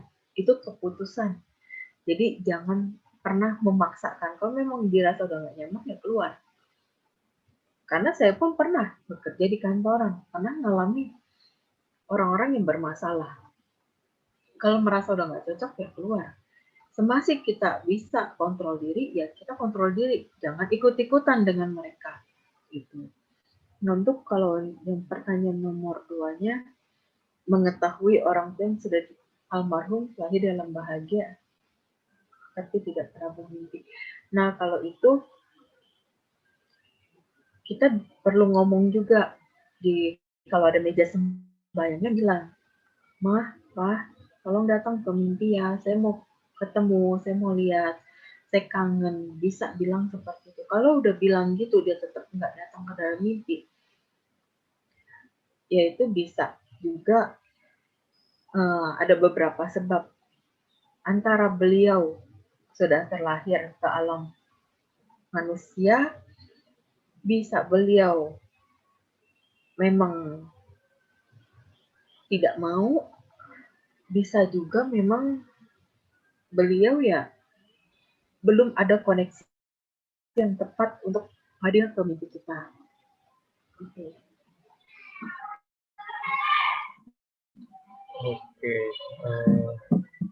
Kita lanjut ke pertanyaan berikutnya ya dari William. Dari William, Namo Buddhaya Cimeta. Bila kita melihat ada dua orang bermusuhan dan kita ingin mendamaikan mereka, apakah kita bisa memancarkan cinta kasih pada mereka semua? Thank you, C dari William. Kalau ada yang bermusuhan seperti itu, kalau bisa kita jangan ikut campur. Biar mereka menyelesaikan masalahnya mereka sendiri. Kalau salah satu dari mereka yang bertengkar ini ada nanya pendapatnya, menurut kamu saya harus gimana nih, saya harus lawan gimana? Nah, kalau dia ada bertanya, baru dari Koko kasih tahu ke dia, udah nggak perlu dilawan pakai emosi, sabar, diemin. Udah kamu sekarang fokus, bahagiain diri kamu dulu, pacarin cinta kasih. Kalau dia nggak bisa tadi merasa orang itu harus dilawan, udah biarin aja, diemin dulu. Sampai suatu hari mereka juga akan sadar sendiri, pertengkaran tidak akan membawa dampak yang baik. Pertengkaran tidak akan membawa kebahagiaan. Yang ada membuat hancur segalanya. Biarin aja dulu. Sampai mereka tanya ke Koko atau mereka sadar sendiri.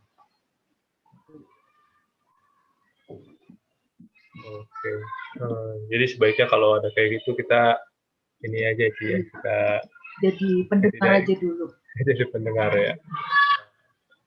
Oke, ini ada dari Kohari lagi nih. Kalau memancarkan meta ada rasa seperti mengalir dingin dan agak merinding bahagia. Apakah benar atau tidak ya? Demikian. Terima kasih, Namo Buddhaya.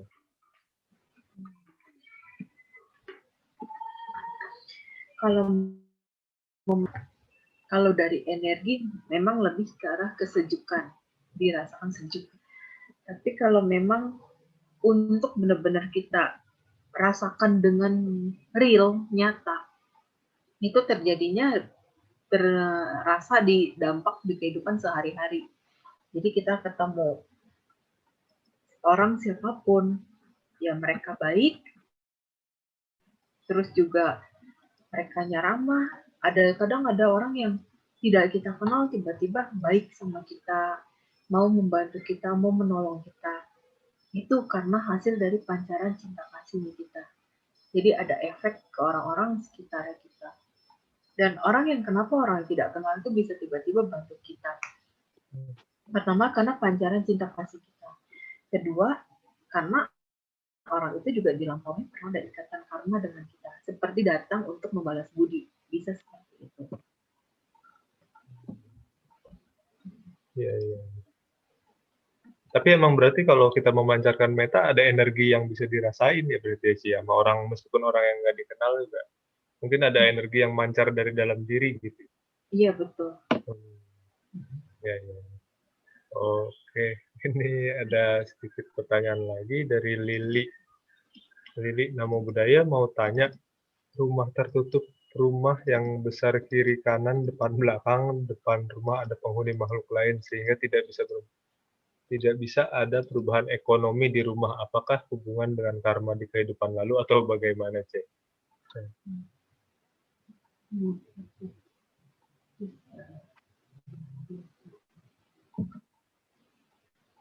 Maksudnya rumahnya tertutup gitu, nggak ada cahaya kali ya? Bagaimana ya? Oh, Ci Lilinya ada? Mungkin bisa bantu dijelasin. Silahkan nyalain mic-nya kalau ada. Ci Lilinya? Ci Lili ada? Iya ada. Oh ya. Namo Buddhaya. Ini rumah saya itu tertutup tembok maksudnya. Jadi cahaya kurang masuk ke dalam gitu ya, Ci? Iya. Oh, jadi ada penghuninya. Ini kelihatannya memang kalau banyak penghuni makhluk lain ini perlu diberesin dulu, Ci, dari rumahnya. Karena bisa juga pengaruh dari feng shui atau dari makhluk-makhluk yang di dalam rumahnya. Jadi bisa dengan pembersihan rumah dulu, terus habis itu coba dengan rajin dibacakan parita rumahnya, dipancarkan cinta kasih pada semua makhluk yang berhubungan karma dengan keluarga Cici yang ada di rumah tersebut. Jadi setidaknya itu rumah bisa membawa energi yang bagus, energi yang enak. Terus sudah gitu, kalau dari luarnya, Cici dan keluarga kalau ada kesempatan ya bisa saling berbagi, saling memberi, bisa berdana ke Bante, bisa berdana ke sesama yang membutuhkan gitu. Misalkan ada tukang sampah lewat, terus dilihat, oh Cici ada masak lebih nih, bisa panggil mereka, Cici bungkusin aja nih Pak untuk makan ya gitu. Jadi nggak harus pakai uang, kita masak lebih pun terus kita bungkusin untuk bagi-bagi itu pun bisa. Jadi untuk mengkondisikan ekonomi dan karma baik yang bisa membaik sedikit demi sedikit, itu memang harus dilakukan terus-menerus. Jadi rajin parita, pancaring meditasi, terus juga berbagi kepada sesama. Jadi setiap kali ada kesempatan lakukan. Jadi semuanya akan menjadi lebih baik bertahap. Kalau untuk langsung sih butuh waktu, ya nggak bisa.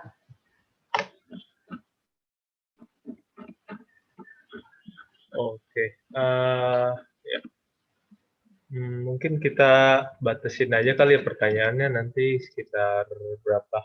Sekitar 4 pertanyaan lagi kali ya, karena waktunya kan juga terbatas. Ini mungkin ada beberapa pertanyaan yang bisa saya gabungin sih.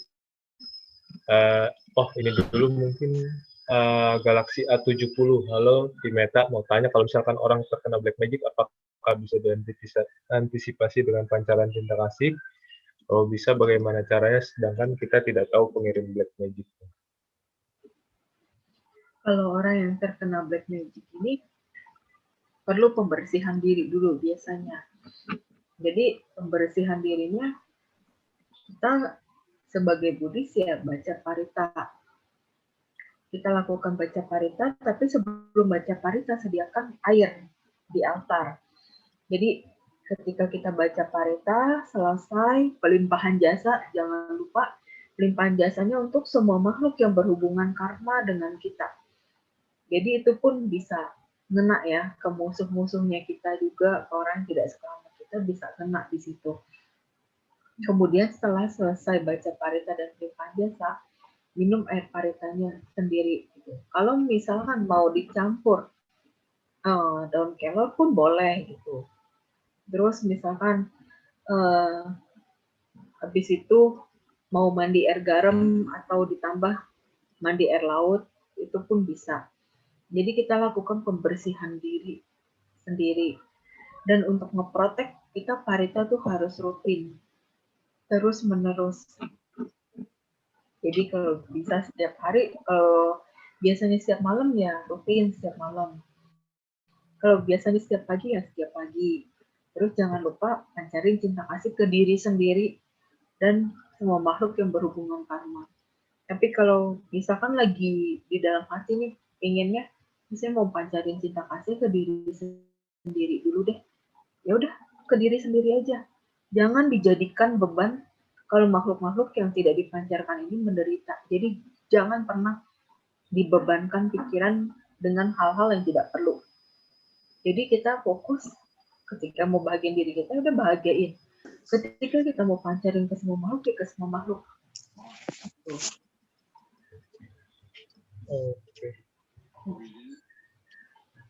Oke, selanjutnya ini ada beberapa pertanyaan sih yang bisa saya coba jadiin satu supaya bisa kurang lebih bisa banyak yang bisa mendapatkan jawaban lah seenggaknya. Ini terkait pelimpahan jasa.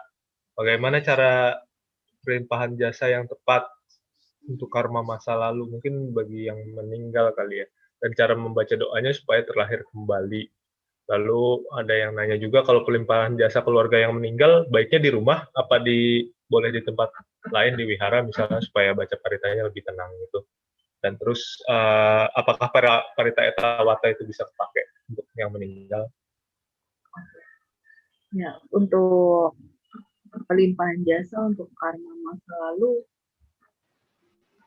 itu mungkin kalau terlahir di alam peta ya kita bisa melimpahkan untuk semua makhluk yang berhubungan karma dengan kita. Tapi kalau misalkan kita mau memperbaiki karma yang jelek dari masa lampau untuk di kehidupan sekarang biar kita nggak menderita banget, ya kita dengan kondisikan banyak perbuatan baik terus menerus tanpa mengeluh. Kalau kita mengeluh semua nilai yang kebajikan sudah kita lakukan berkurang. Jadi lakukan perbuatan baik terus-menerus, ditambah pikiran yang baik juga, ucapan yang baik, dan juga ditambah apapun kondisi kebajikan yang bisa kita lakukan. Gitu. Terus kalau untuk yang lakukan pelimpahan jasa, itu nggak harus selalu di wihara, di rumah pun bisa. Kita mau baca parita sendiri pelimpahan jasa pun bisa. Gitu. Misalkan ada keluarga, saya mau di wihara aja deh sama Bante, ya silahkan, nggak apa-apa. Saya mau di rumah aja deh baca parita sendiri tiap hari, ya itu juga nggak apa-apa, silahkan. Selama tujuannya baik, itu tidak apa-apa. Terus yang terakhir yang tadi pertandingan etawata ya. Iya. Untuk etawata itu memang itu bisa kita lakukan pelimpahan jasa dengan etawata untuk para leluhur kita, atau kita mau langsung ke almarhum yang dituju, bisa juga untuk semua makhluk yang berhubungan karma dengan kita.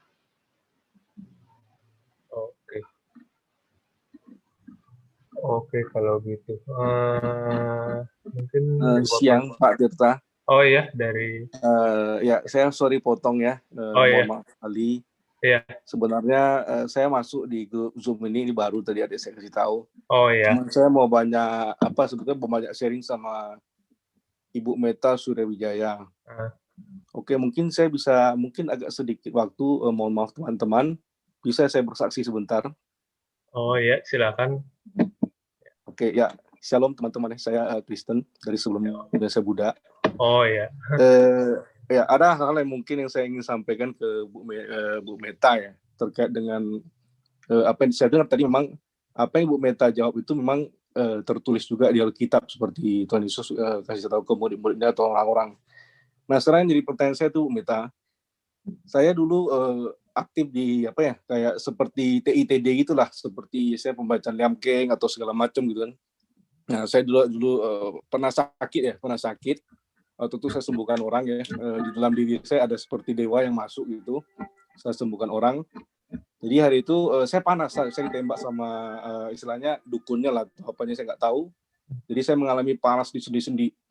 Jadi terakhir saya nggak tahu nih dalam ruangan AC saya seperti terbakar gitu kan. Jadi saya pergilah ke Kwantekong Bio gitu lah istilahnya, ke kelenteng untuk ambil jimat, terus saya makan. Dan terakhir memang pada saat makan jimat itu saya sembuh, tapi dia balik lagi barang.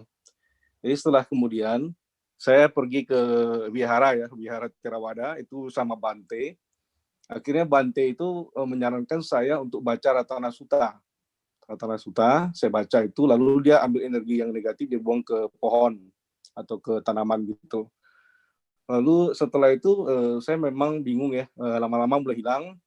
Jadi kebetulan juga saya besar juga sekolah dulu di Katolik ya, saya Katolik. Jadi saya memang tidak dimandikan, hanya sebagai sekolah saja. Lalu setelah itu saya ada pacaran lah sama mantan pacar saya dulu tuh di Katolik.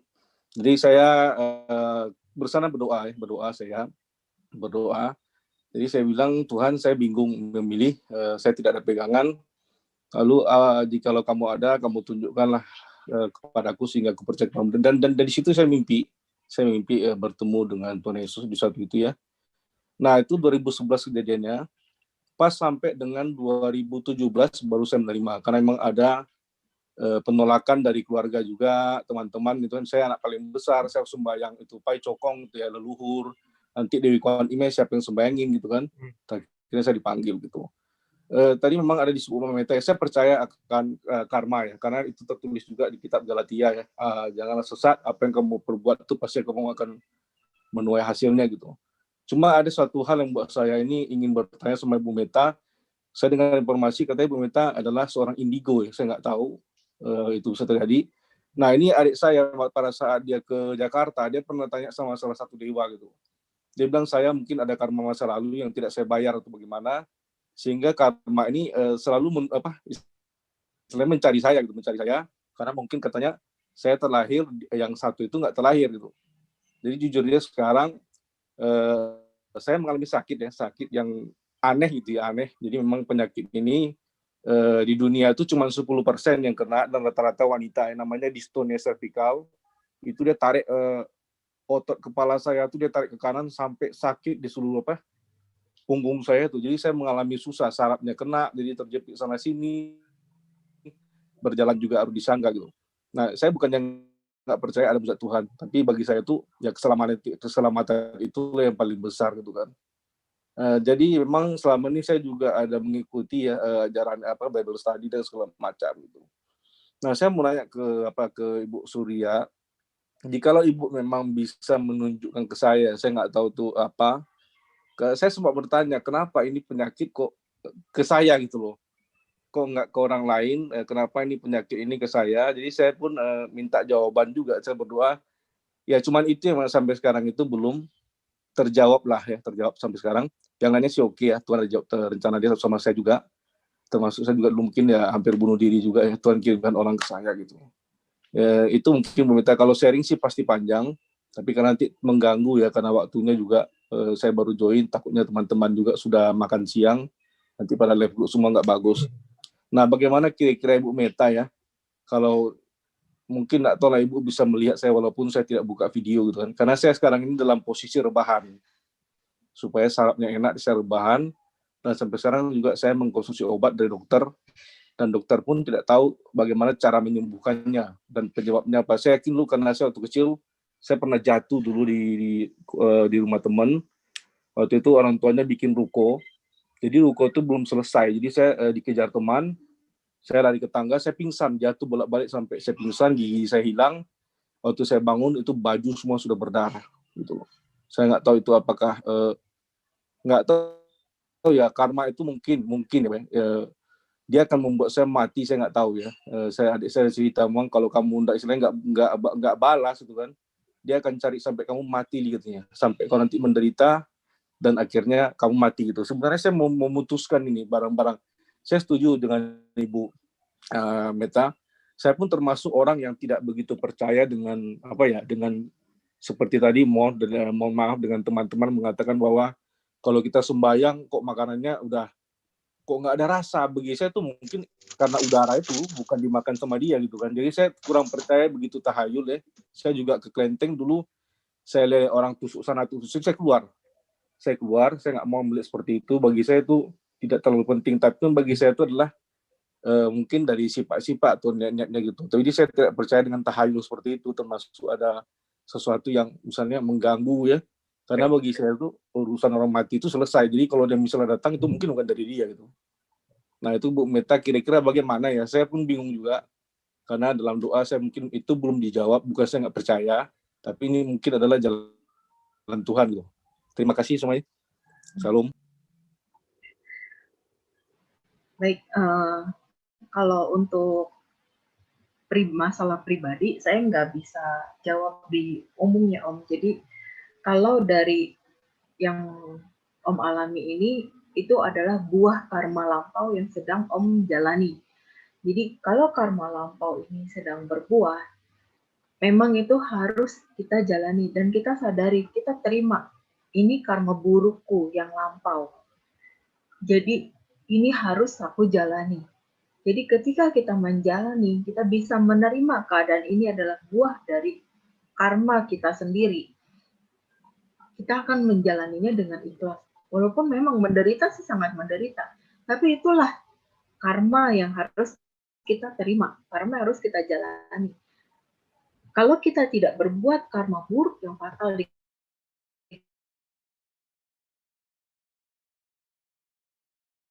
kehidupan ini, bisa di kehidupan yang lambda, sebuah penyakit yang bisa dibilang sangat menderita, yang membuat kita juga sulit untuk ngapa-ngapain. Gitu. Ya, sedikit bertanya Bu Meta, saya mungkin tidak terlalu detail mengenai agama Buddha. Saya dulu kan besar di Katolik, cuma saya kuliah itu baru ambil agama Buddha. Nah, apakah di dalam agama Buddha, kalau orang sudah mati itu, apakah langsung dihukum gitu loh? Saya sempat berdebat sama adik saya juga, berdiskusi. Saya bilang nggak fair juga lah kan, kalau misalnya karma masa lampau, sementara gue sudah di neraka nih, misalnya contoh ya, saya nggak ngerti. Gue sudah di neraka, sudah gue balas semuanya, udah disiksa segala macam, terus gue lahir lagi gitu, terus dia kejar gue lagi. Nah gimana gitu bilang kan? Kok begitu ya gitu. Saya bilang kok saya nggak habis pikir gitu loh. Gitu aja sih Bu. Sebenarnya saya ingin memutus mata rantai ini, tapi katanya ada yang mengatakan ke saya pun even Tuhan pun nggak bisa Li. Tapi saya nggak gitu percaya gitu ya. Saya mau memutuskan mata rantai ini dengan apa saya putuskan supaya udah selesai, lu jangan ganggu gue lagi, gimana caranya gitu loh. Itu sih Bu Meta. Kalau kita memang mau memutuskan mata rantai ikatan musuh-musuhan karma ini, ya sudah, yang sekarang sedang dialami, yang sedang terjadi, itu akibat dari yang lampau. Ya terima dengan baik, tapi tidak membuat karma yang baru, tidak membuat masalah yang baru, misalkan dendam, marah, sakit hati, kecewa, itu harus perlahan-lahan dibuang. Karena yang membuat kita terus terikat dalam setiap kelahiran adalah adanya karena kita rasa saling membalas, rasa kecewa, kemarahan, sakit hati, itu yang di dalam sikap dan sifat manusia itu selalu ada. Kalau kita tidak pernah bisa mengendalikan diri kita sendiri, maka kita tidak akan pernah hidup bahagia, kita tidak akan pernah stop dalam kelahiran ini.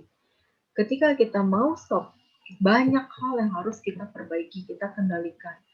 Bukannya ya tidak, kalau misalkan kita tidak terima atau kita tidak bisa menerima keadaan yang misalkan saya udah banyak begini, tapi masih harus jalani. Ya itu memang proses karma yang harus dijalani. Jadi kalau kita mau stop, udah cukup sadari saat ini. Cukup menerima keadaan, jalanin, kurangi mengeluh, kurangi mencari kambing hitam ataupun emosi yang sering meledak-meledak, itu disadari. Kendalikan diri, fokus, pancarin cinta kasih ke diri sendiri. Ya mungkin untuk Om, pancarin kasih yang biasa Om diajarkan di agama Om. Oke. Pancarin kasih terus. Gitu. Ya. Oke, Bu Meta, terima kasih banyak. Ya. Terima kasih. Amin. Ya, oke, mungkin ini beberapa pertanyaan terakhir ya, Ci, ya, karena waktunya juga udah tinggal sedikit. Ini tadi saya baca agak random aja ya, karena ada banyak. Jadi mohon maaf nanti kalau ada yang kurang, mungkin kita juga mohon maaf karena keterbatasan waktu. Jadi saya baca random aja.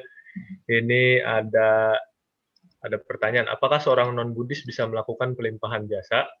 Dan terus ada, apakah kalau karma buruk yang dilakukan oleh orang tua kita, apakah bisa ketransfer ke anak ya? Kalau pertanyaan terakhir.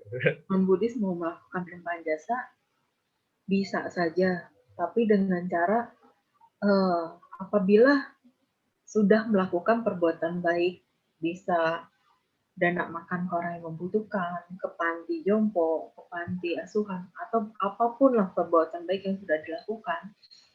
Setelah itu, dalam hati ucapkan, semoga jasa baik yang sudah kulakukan pada hari ini mengkondisikan para leluhurku atau semua makhluk yang berhubungan karma denganku terlahir dalam bahagia.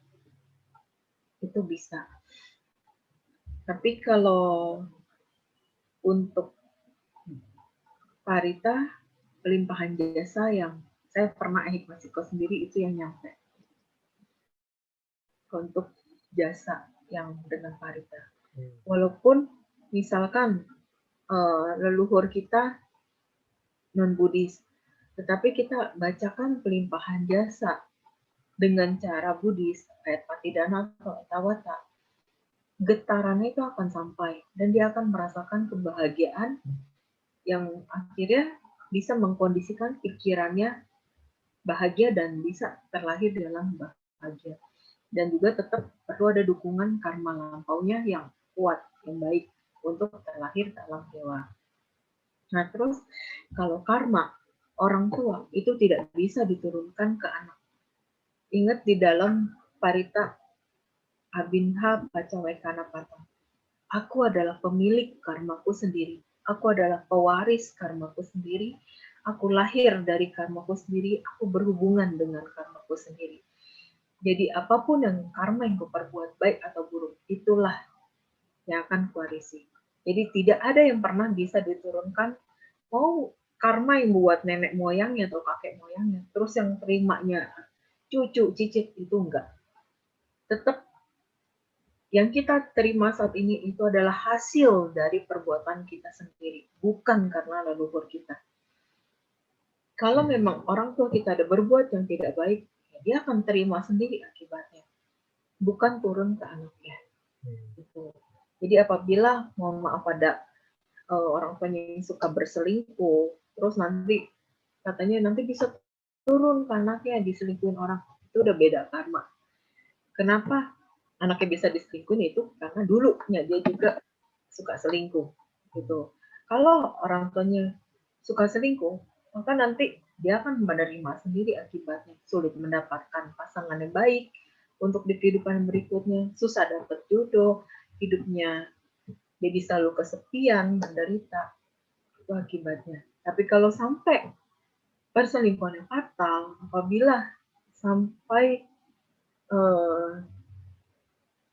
ada melakukan penyimpangan, mohon maaf, secara seksual, itu bisa berakibat yang lain lagi. Bisa jadi mohon maaf, suka sesama jenis, bisa seperti itu juga. Bisa juga terlahir ke alam binatang. Jadi kita harus hati-hati dalam berpikir, berucap, dan bertingkah laku. Ya, mungkin kadang ada kebetulan aja karena ada keterikatan karma Ya, antara anak sama orang tua aja kali ya. Betul. Makanya kadang orang tuanya suka berbuat baik, ya kebetulan ketemu anaknya ya emang dulu juga sering berbuat baik kali gitu ya, Ci.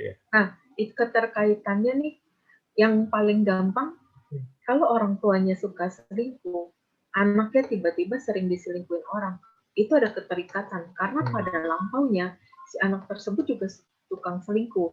Jadi ada nyambung. Maka itu kadang orang menganggapnya itu karma turunan, padahal bukan. Itu buah dari karma anaknya sendiri. Lahir di keluarga yang di keluarganya suka selingkuh, jadi dia juga merasa menderita, akhirnya broken home, dia merasa hidupnya kesepian, menderita. Itu balik lagi ke karma kita sendiri. Kalau kita nggak pernah mau kesepian, nggak mau punya orang tua yang nggak baik, kondisikan. Dari sekarang, kita lakukan hal yang baik, jadi pribadi yang baik, berusaha kita menjadi orang tua yang baik buat anak-anak kita, maka ya kehidupan kita sekarang, hari tua, dan kedepannya akan berubah menjadi jauh lebih baik. Dan itu juga tergantung dari kita sendiri juga berarti ya, Ci, dari usaha yang kita lakukan, meskipun di keluarga yang meskipun mungkin terlahir di keluarga yang kurang baik juga, kita tetap bisa berusaha jadi orang yang baik juga ya, Ci. Iya. Oke, kalau gitu kita tutup. Thank you banget Cimeta yang udah ngisi sesi sharingnya hari ini, cukup panjang, hampir 2 jam. Thank you banget Ci atas semua yang udah di-sharingkan hari ini. Banyak hal-hal baru sih yang saya secara pribadi dapat dari Cimeta dan dari sharing-sharing teman-teman juga. Jadi saya mewakili dari Wihara Arya Dharma mengucapkan banyak-banyak terima kasih untuk Cimeta atas waktu dan kesempatan yang udah diberikan. Mungkin ada yang mau ngomong dari Wihara Arya Dharma sebelumnya?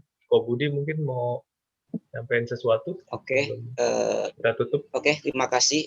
Selamat siang, salam dalam Dharma, Namo Buddhaya.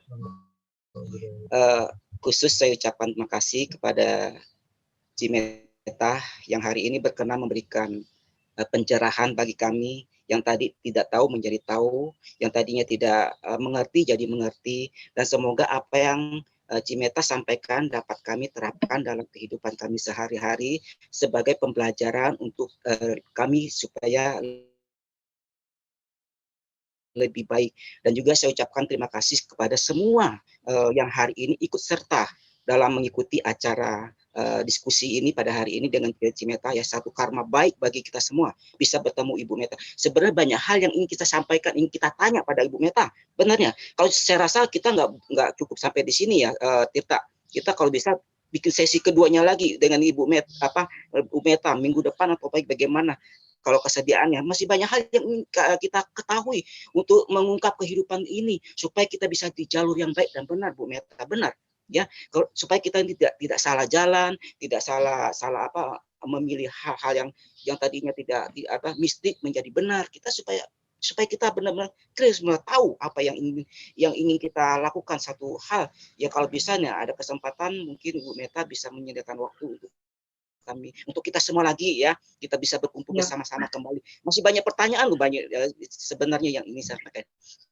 Nah, itu saja. Kemudian kalau tidak salah minggu kemarin saya sudah nyerahkan itu formulir untuk Tata, ya. Bisa sampaikan untuk kesempatan juga kepada rekan-rekan teman-teman Bapak Ibu saudara sekalian yang hari ini ikut join kebaktian online ini, karena kami ada pengumuman, yaitu kita mengumpulkan dana untuk pembangunan wihara, ya, atau kantor. Nanti si Tata yang bisa menyampaikan, saya cuma ingetin aja, itu aja.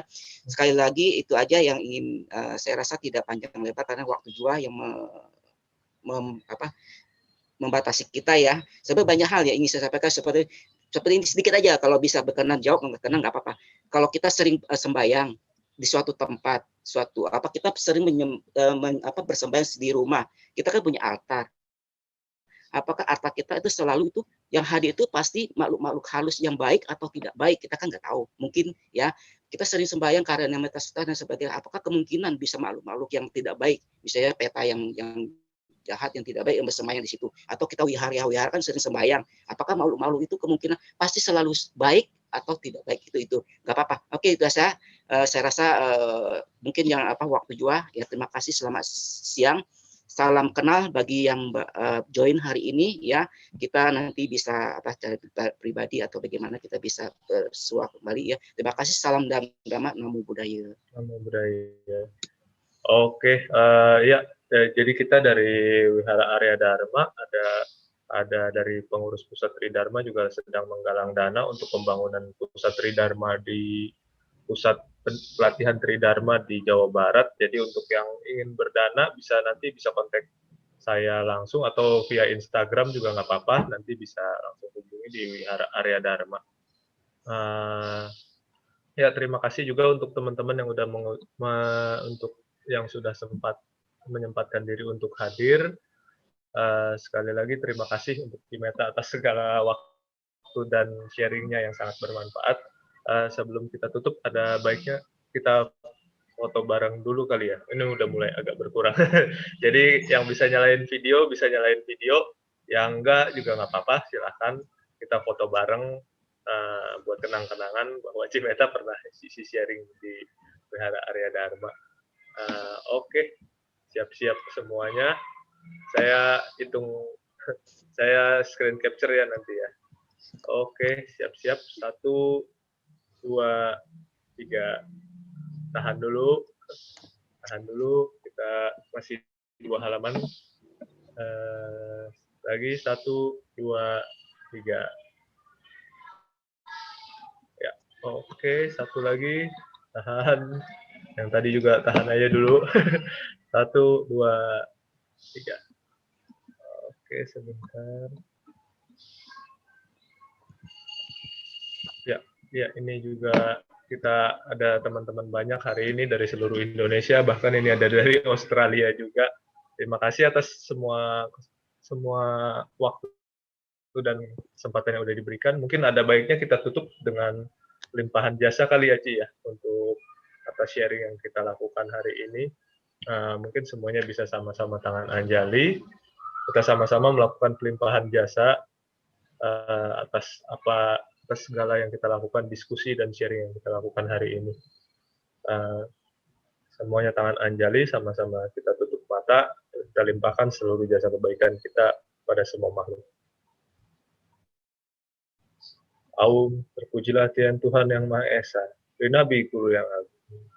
Terima kasih dan puji syukur kami panjatkan bahwa hari ini kami telah dapat menerima karma baik untuk dapat berdiskusi, sharing, dan juga berbagi dan mendengarkan dharma yang telah disampaikan oleh Cimeta. Semoga dengan segala apa yang kami lakukan hari ini, baik melalui pikiran, ucapan, maupun perbuatan, semoga dapat membawa kebahagiaan bagi semua makhluk. Semoga dengan apa yang kami lakukan, kami selalu senantiasa dapat sadar dan juga selalu dapat berbuat baik dan membawa perdamaian bagi semua makhluk. Sampai serta bawah putus kita, semoga semua makhluk hidup berbahagia. Oke, sekali lagi terima kasih semuanya. Sampai jumpa. Ya mungkin nanti suatu saat kita kalau ada waktu dan karma baik yang cocok, kita bisa sharing lagi dengan Cimeta. Oke. Thank you Cimeta dan thank you buat semuanya. Sampai ketemu lagi. Terima kasih. Ketemu lagi. Namo Buddhaya.